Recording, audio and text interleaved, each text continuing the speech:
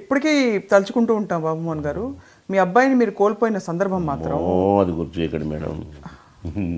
ఎందుకంటే అది అంతమందిని నవ్వించిన మీరు, అంతమంది కోసం మీరు ముందుకొచ్చి ప్రజాసేవ చేయాలి ఏదో అని, ఒక విధంగా చూస్తే అది విధి అనుకోవాలా, దేవుడు అనుకోవాలా? విధే కదండి, విధే కాదండి. ఎందుకంటే కొందరు యాక్సిడెంట్లో కూడా కొందరు విచ్చలవిడి స్పీడ్తో పోయో, లేకపోతే ఏదో ఫ్రెండ్స్తో రకరకాల వ్యసనాలతో అట్లా యాక్సిడెంట్ చేసుకొని పోతే మనం బాధపడాల్సిన అవసరం లేదండి. వాడు మెడ్రాస్లో చదువుకున్నాడు, వాడు కాలేజీకి వాడుకున్న బైక్, ఆ బైక్ వాడికి ఇష్టం, దాని హ్యాండిల్ ఇట్లుంటుంది, ఇట్లా తిప్పటం, ఇట్లా కాదండి. అది వాళ్ళ తమ్ముడు కొనిచ్చాడు వీనికి గిఫ్ట్, కొత్తగా వచ్చినప్పుడు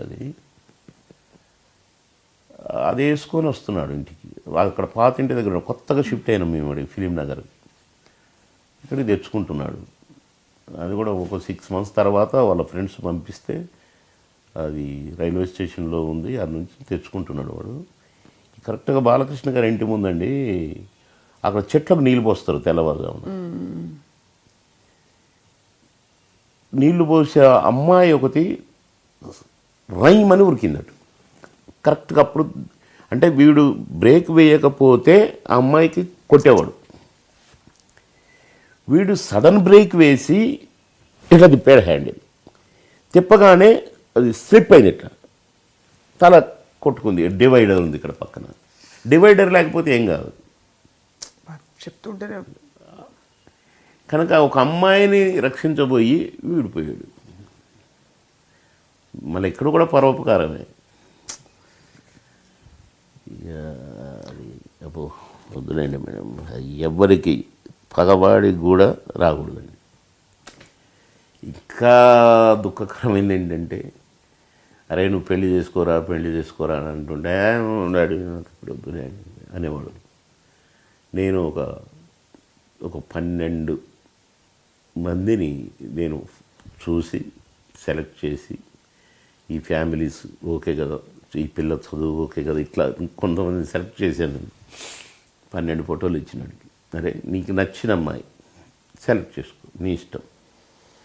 వెళ్ళి చూసి వచ్చినాక కూడా వాళ్ళు పర్వాలేదు అన్నారు. నువ్వు ఎప్పుడైనా పోవచ్చు, బాబుమోహన్ కొడుకు కదా, నీకు ఆ ఆఫర్ ఇచ్చారు. లేదు నువ్వెవరు లవ్ చేస్తే చెప్పు, బిచ్చమడుకునే వాళ్ళైనా నాకు అభ్యంతరం లేదు అంటే, నేను చెప్తలేదు డాడీ, నాకు 1 వారం రోజులు టైం ఇయ్యి అన్నాడు. వీడు చనిపోయిన తర్వాత చూస్తే వాడిని దిండు కింద ఉన్నాయి ఫోటోలు, అంటే ఇక భారం కాలే. అట్లా వాడికి సంబంధించినవి.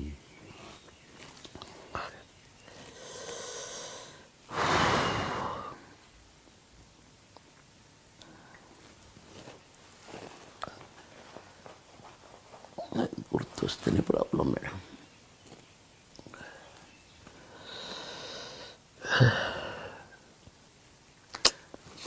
మీరు చెప్తుంటే మాకు కూడా ఆనెస్ట్గా సార్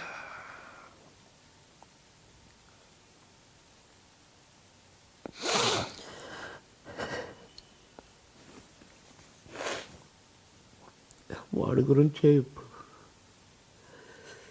కృష్ణ పుష్కరాలకు వాడికి ఏదైనా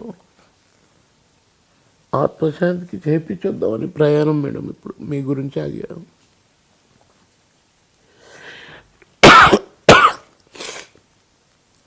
ఇప్పుడు వెళ్తున్నాను మా పూనా. వెళ్తున్నారా? మీరు వెళ్ళంగానే బయలుదేరు. కానీ అంటే సార్ నిజంగా మాకు కూడా గుండె బరువెక్కిపోయింది. అంటే ఎందుకంటే ఎన్ని పాత్రల్లో ఎంత బయట ఎలా ఉన్నా కూడా, ఎంత పవర్ఫుల్గా స్ట్రాంగ్గా ఉన్నా, కన్న కొడుకు కన్న కూతురు అంటే ఇది వేరు కదా సార్. తనికల్లా భరణిగాడు ఒక మాట అన్నాడండి,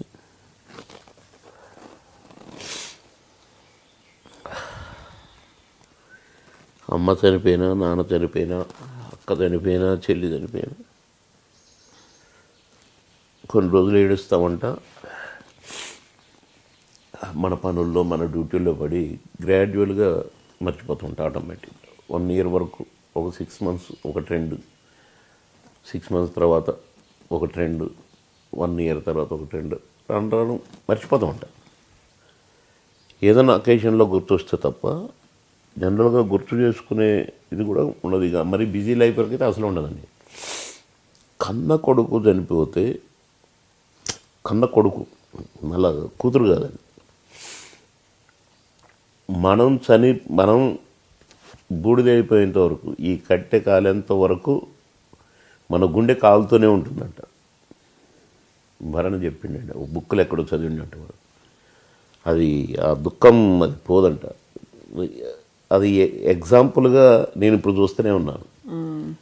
ఆ పేరు ఎత్తితే ఇక ఆగదండి, పోతూనే ఉంటాయి నీళ్ళు. అందుకనే మ్యాక్సిమం క్షమించాలి సార్, మిమ్మల్ని మళ్ళీ బాధ పెట్టడం మా ఇది కాదు. కానీ ఈ మధ్య కూడా మళ్ళీ తెరపైకి వచ్చాయి మనకి రోడ్ సేఫ్టీ, రోడ్ యాక్సిడెంట్లు మనం చూస్తున్నాం. ఇక్కడున్న రమ్య అనే చిన్న పాప మనం చూశారు కదా.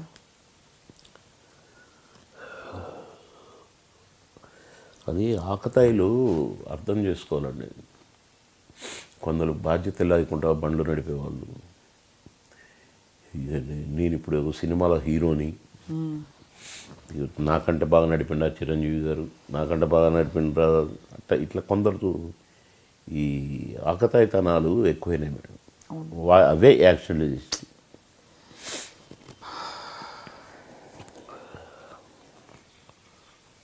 మొన్న నేను కారులో వస్తున్నాను, ఒక బైక్ వాడు, మనం ఇది మెయిన్ రోడ్ అండి, వాడు ఇటు నుంచి వచ్చాడు, సర్ర ఇటు వెళ్ళిపోయాడు.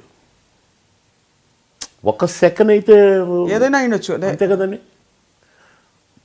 మేమన్నా గుద్దే వాళ్ళము, ఇటు నుంచి ఏదైనా వెహికల్ వచ్చి ఉంటే బాధ్యత రహితమే కదండి. వాళ్ళ ప్రాణాల పట్ల లేదు, సొసైటీ పట్ల అసలు లేదు.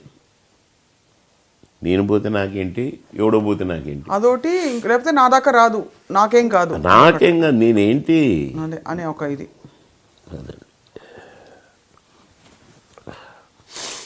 ఇప్పుడు ఎలా సార్, అంటే కుటుంబం అంతా మీరు కోలుకోవడం అంటూ ఏముండదు.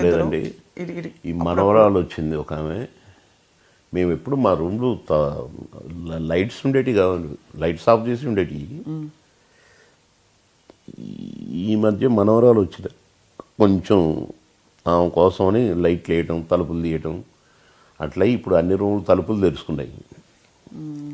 కానీ ఇంత గుండె బాధ పెట్టుకుని మీరు బయట జీవితంలో మాత్రం అందరికీ అందుబాటులో ఉండాలి, ఎప్పుడూ పని చేసుకుంటూ ఉండాలి. మన గుండె బాధ వాళ్ళకి ఎందుకండి, మా పనులు అయినాయా కాలేదా, మేము చెప్పింది జరిగిందా లేదా, అంతే. అది ముఖ్యమండి వాళ్ళకి. సార్ టాపిక్ షిఫ్ట్ చేసేస్తున్నా అర్జెంటుగా, మనం పొలిటికల్ లీగ్ కాబట్టి. కానీ ఇది మీ జీవితంలో ఒక కీలకమైన భాగం. ఇది ఎన్నిసార్లు మీతో మాట్లాడినా ఇది అడగకపోతే మా బాధ్యతలో మేము ఫెయిల్ అవుతాం. ఎందుకంటే ఈ బాధ మీరు ఒక తండ్రిగా బయట పెట్టినప్పుడు అక్కడ చాలామంది ఇటువంటి పరిస్థితులు ఎదుర్కొన్న వాళ్ళందరూ కూడా వాళ్ళు రిలేట్ చేసుకుంటారు. బికాస్ అలాగే మొన్న రమ్య గురించి మాట్లాడాం, అలాగే యాక్సిడెంట్లు అవుతున్నాయి రోడ్ల మీద. బాధాకరం అండి పాపం. కాదు కేసు అని ఒక భయం, ఒకవేళ ఇప్పటి పరిస్థితుల్లో చేస్తే. ఎట్టి పరిస్థితులు ఇప్పుడు మనమే 2-3 మాటలు అన్నాం. అంత క్లియర్గా వాయిస్, అంత క్లియర్గా పదజాలాలు బాబు మోహన్ మాట్లాడితే ఎలా మాట్లాడితే, ఇప్పుడు నన్ను ఎవరో మిమిక్రీ చేస్తే, ఇప్పుడు నా ఒరిజినల్ దీన్ని బట్టే మిమిక్రీ చేస్తారు కదండి. కానీ మిమిక్రీ చేయడానికను అసలు ఒరిజినల్ వ్యక్తి మాట్లాడటానికి తేడా ఉంటుంది కదండి. సో అది చెప్పేయచ్చు అంటారు, పసిగట్టేయచ్చు అంటారా? ఈజీ కదండి.